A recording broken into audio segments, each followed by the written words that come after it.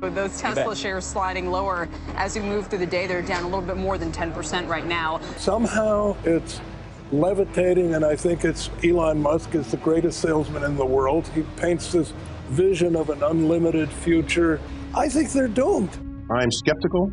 Private enterprise will not ever lead a space frontier. Tesla's a sell, sell, sell. You don't want to own this stock. You don't want to lease it. Heck, you shouldn't even rent the darn thing. It's an overpriced car company, and they have to become a car manufacturer. And becoming a car manufacturer is a lot more difficult than becoming a high-tech darling. Nothing's working. This is analogous to the Titanic taking on water after hitting the iceberg and then tying up to a freighter that's going down. You know, there are American heroes who don't like this idea. Neil Armstrong, Gene Cernan have both testified against commercial spaceflight in the way that you're developing it, and I wonder what you think of that. I was very sad to see that, because those guys are, those guys are heroes of mine, so it's really tough. Brock, verify range go. Range green. The flight computer has control of the vehicle. A well thought out critique of whatever you're doing is as valuable as gold. When you had that third failure in a row, did you think, I need to pack this in? Never. Why not? I don't ever give up. I mean, I'd have to be dead or completely incapacitated. 8 weeks later, Musk bet the company on another flight. We have liftoff. And this time around, everything worked. Perfect. If that fourth launch hadn't worked, that would have been it.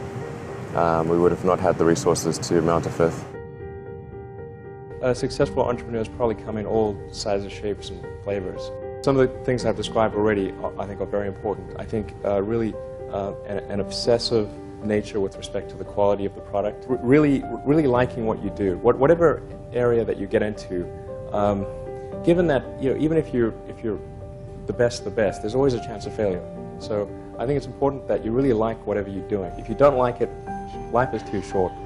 When my brother and I were starting our first company, instead of getting an apartment, we just rented a small office and we slept on the couch. We had just one computer, so the website was up during the day and I was coding at night. 7 days a week, all the time. You just keep going and get it done. You put $90 billion, like 50 years worth of breaks into solar and wind, to Solyndra and Fisker and Tesla and Enter1. I mean, I had a friend who said you don't just pick the winners and losers, you pick the losers. I'm available 24/7 to help solve issues. Right. Call me 3 a.m. on a Sunday morning, I don't care. We didn't just repay the principal, we actually repaid it with interest and a bonus payment. So ultimately, the U.S. taxpayer actually made a profit of over $20 million on this loan. Just work like hell. I mean, you just have to put in, 80 to 100-hour weeks every week. If other people are putting in 40-hour work weeks and you're putting in 100-hour work weeks, you will achieve in 4 months what it takes them a year to achieve. A natural human tendency is wishful thinking. So a challenge for entrepreneurs is to say, well, what's the difference between really believing in your ideals and sticking to them versus pursuing some unrealistic dream that doesn't actually have merit? Your product or service needs to be much better. It can't be a little bit better.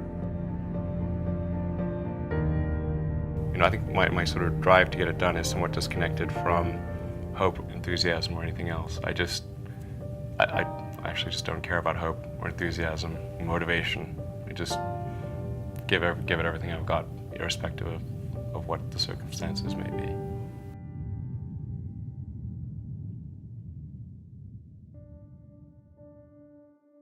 But I think people can choose to be not ordinary. They can choose to not necessarily conform to the conventions that were taught to them by their parents. Yes, I think it's possible for ordinary people to choose to be extraordinary.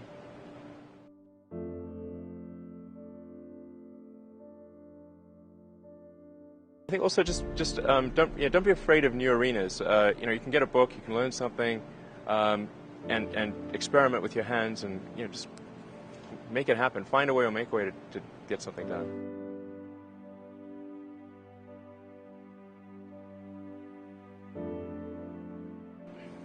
Not being motivated personally by money is not the same as saying that I think SpaceX shouldn't make money. In fact, it's very important that SpaceX is profitable, or we will not be able to earn the money necessary to continue future developments.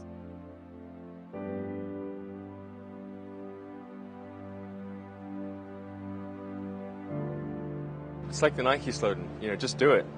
That's, just showing up is half the battle. You got to try hard to do it, and don't be afraid of failure. You also need to be rooted in reality. So you shouldn't. It's easy to get high in your own supply.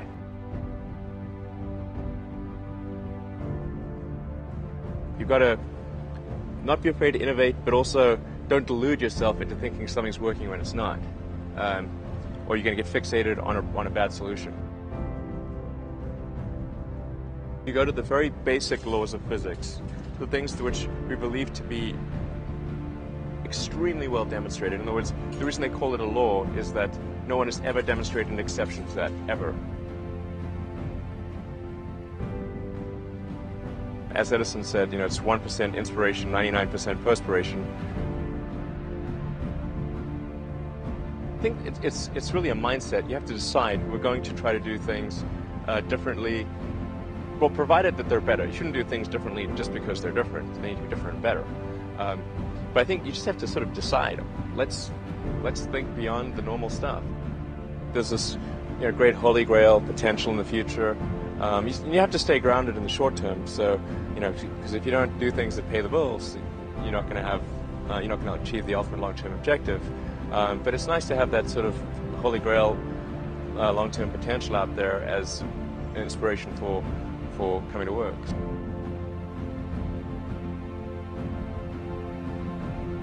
No, I'm a volunteer. I don't need the money. There's nothing. It's not like I'm sitting here saying, I wish I could buy such and such a thing. I could buy it. I get paid minimum wage, actually. I don't even get overtime.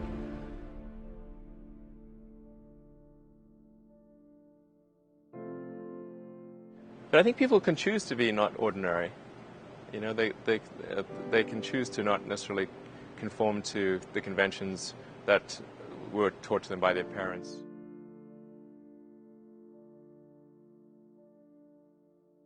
Yes, I think it's possible for ordinary people to choose to be extraordinary.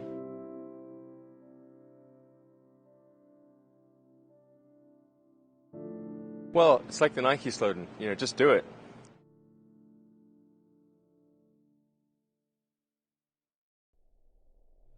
Definitely one of the best days of my life, and I think also for a lot of people here at SpaceX, it's the culmination of a dream. I messed up the first 3 launches. The launches failed. Unfortunately, the 4th launch, which was that was the last money that we had for Falcon 1, the 4th launch worked, or that would have been it for SpaceX. But fate liked us that day. The 4th launch worked. Today is the 9th anniversary of that launch. 3, 2, 1, 0. We're in stage 1. Liftoff indication. We have liftoff. It's a very emotional day, actually. Space operation confirmed. So it's about enabling the extension of life beyond Earth. Fundamentally, the future is vastly more exciting and interesting if we're a spacefaring civilization and a multi-planet species than if we're not. You want to be inspired by things. You want to wake up in the morning and think the future's going to be great. And that's what being a spacefaring civilization is all about. It's about believing in the future and thinking that the future will be better than the past. And I can't think of anything more exciting than going out there and being among the stars.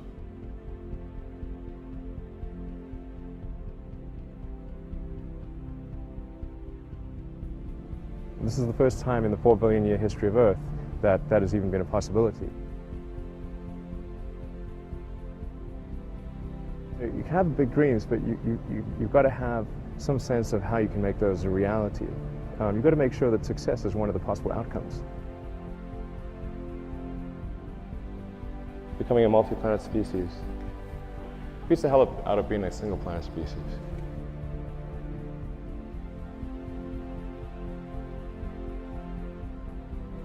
And if we're building this thing to go to the moon and Mars, then why not go to other places on Earth as well? You just have to sort of decide, let's think beyond the normal stuff. When you try new things, you try this idea, that idea, a large number of them are not going to work. And that has to be okay. I'm a big believer in us becoming a space-sparing civilization and ultimately extending life beyond Earth. The extension of life to multiple planets for the first time. Extending life to another planet is a huge quantum leap. The long-term vision is to help make life multiplanetary.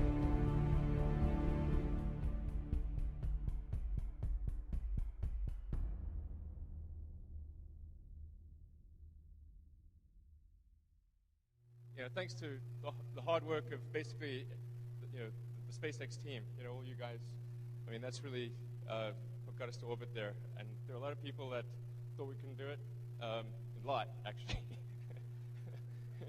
But, that's the saying goes, fourth time's the charm, right? I mean,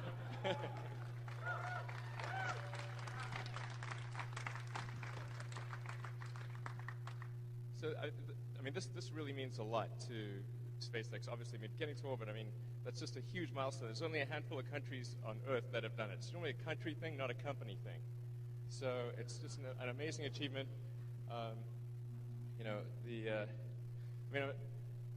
My mind's kind of frazzled, so it's kind of hard for me to say anything. But man, definitely, this is one of the greatest days of my life, and I think probably for most people here. It's we've shown people we can do it, and this is just the first step in many. I mean, we're going to get Falcon 9 to orbit next year, get the Dragon spacecraft going. I mean, we're going to be taking over for the space shuttle when that retires. I mean, this is we're going to do a lot of things. Ultimately, I think even getting to Mars and things like that. So I think this is definitely the future of SpaceX is really great.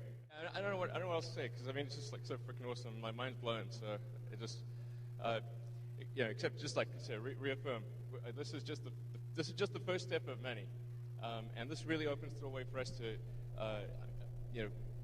get Falcon 9 going, get manned space flight. I mean, there's just so many cool things that are there in the future.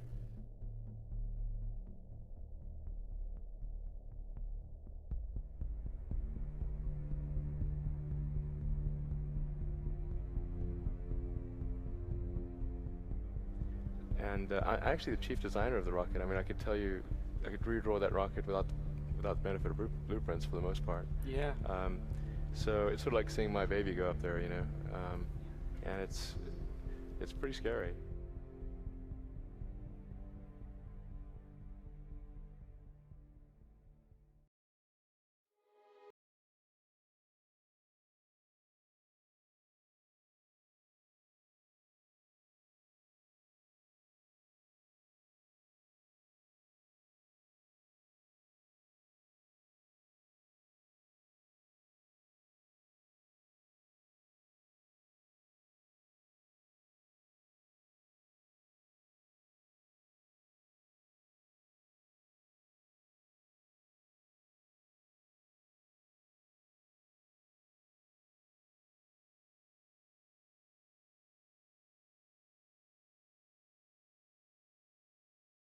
I think I look at the future from a standpoint of the probabilities. It's like a branching stream of probabilities, and there are actions that we can take that affect those probabilities.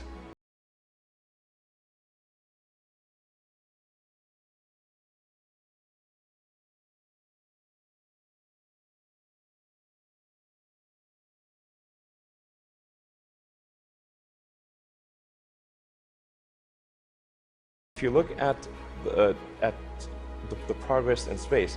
In 1969, we were able to send somebody to the moon. 4, 3, 2, 1, 0. All engine running. Liftoff. We have a liftoff. 32 minutes past the hour. Liftoff on Apollo 11. Tower clear. 1969. Plus 30 seconds.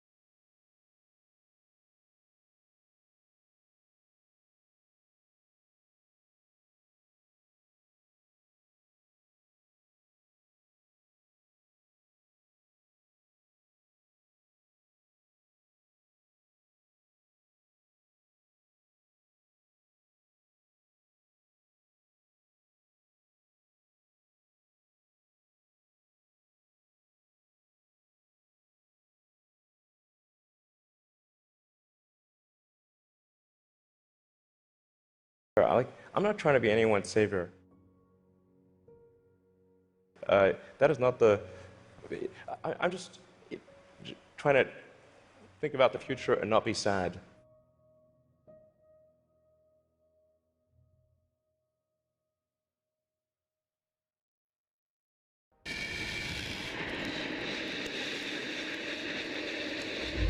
SpaceX has got 5,000 people, and I get a lot of attention, but they really did the work. It's an awesome team.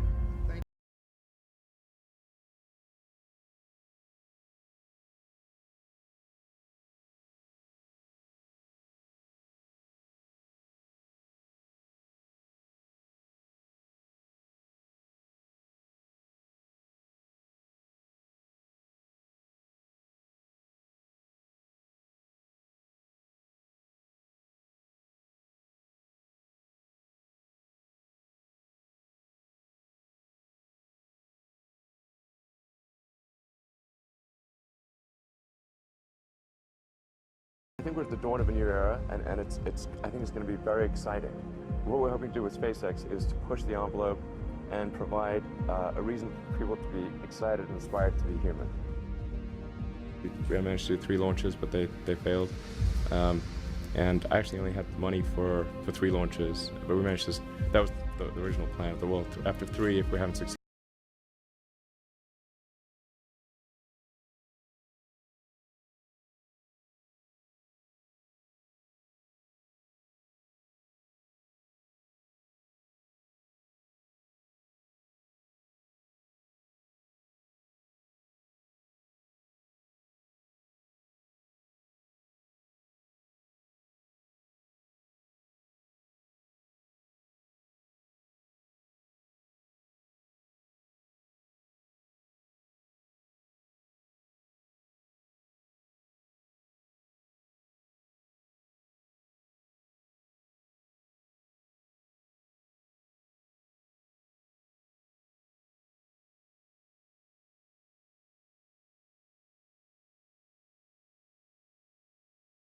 Spacefaring civilization is inspiring and exciting compared with one where we are forever confined to Earth until some eventual extinction event.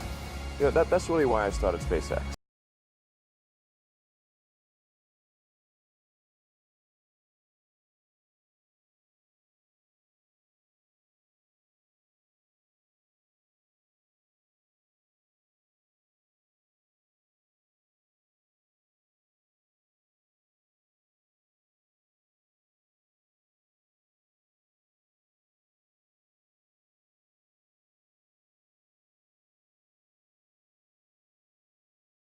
I was very sad to see that because those guys are, yeah.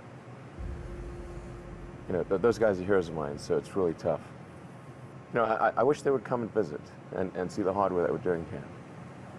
And I think that would change their mind.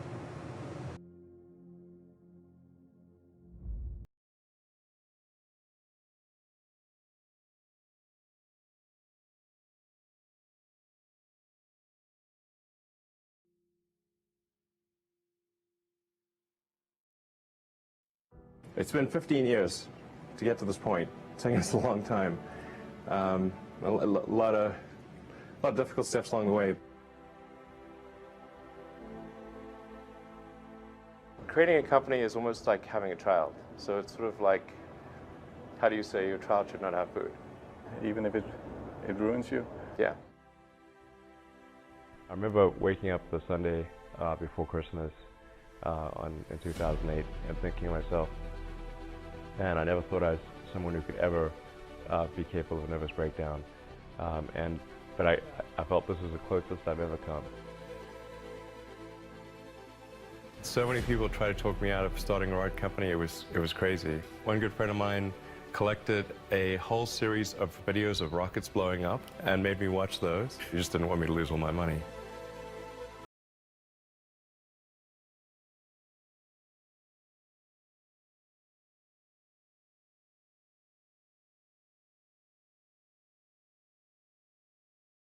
What we'd like to do is to establish a city on Mars and help make humanity a multi-planet species and a true spacefaring civilization. That's the ultimate goal.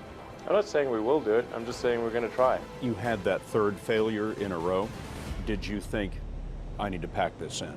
Never.